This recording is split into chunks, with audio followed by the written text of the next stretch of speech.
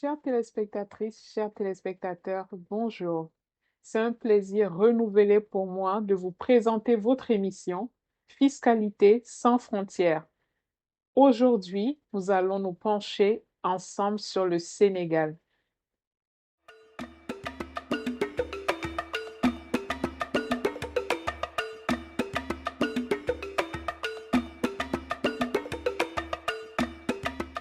Mesdames, Messieurs, bonjour. Je suis heureuse de vous retrouver aujourd'hui pour le numéro de ce mois qui mettra en lumière le Sénégal, un pays en plein essor et à fort potentiel stratégique. Je souhaite introduire ce numéro par une citation de l'entrepreneur Fatoumata Ba qui nous livre ici une vision percutante de l'Afrique et du rôle du Sénégal. L'Afrique, c'est le futur et le Sénégal en est l'une des portes d'entrée les plus prometteuses. Commençons par situer le Sénégal dans son contexte régional et institutionnel.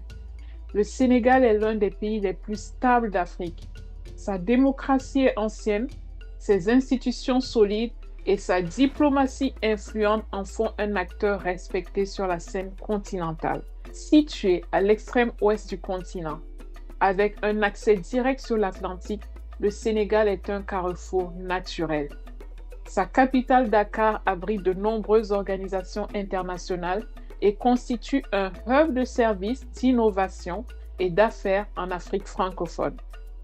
Le plan Sénégal émergent, mis en œuvre depuis près d'une décennie, structure une ambition claire: transformer l'économie, moderniser les infrastructures, améliorer le climat des affaires et positionner le pays comme un pôle régional de compétitivité. Voyons maintenant quels sont les secteurs moteurs de l'économie sénégalaise.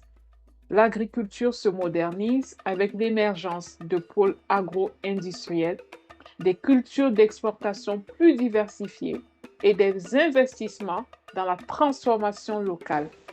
Le pays mise aussi sur l'énergie, le solaire, l'éolien et surtout les récentes découvertes de gaz offshore font du Sénégal un futur acteur énergétique clé de la sous-région. Dans les services, le numérique explose. Les startups, les fintech, les services en ligne, notamment en éducation et en santé, transforment l'écosystème entrepreneurial. Ajoutons à cela un programme ambitieux d'infrastructures.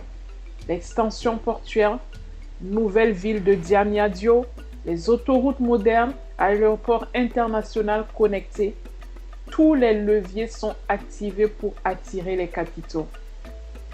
À présent, intéressons-nous au cadre légal et fiscal qui encadre l'investissement au Sénégal. Le Sénégal applique les règles de l'espace OHADA, ce qui garantit une harmonisation juridique avec 16 pays africains. C'est un facteur de sécurité et de lisibilité pour les entreprises étrangères. Le pays dispose également de tribunaux de commerce spécialisés, d'un guichet unique pour la création d'entreprises et d'un portail numérique pour de nombreuses démarches fiscales et administratives.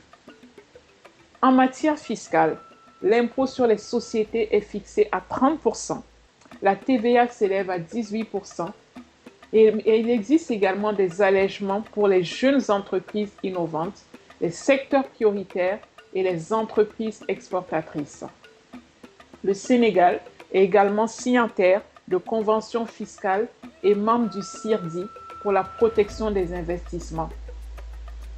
Mais quels dispositifs concrets sont proposés pour inciter et sécuriser les investissements? Telle est certainement votre question. Le Code des investissements sénégalais prévoit deux régimes, l'agrément et la déclaration.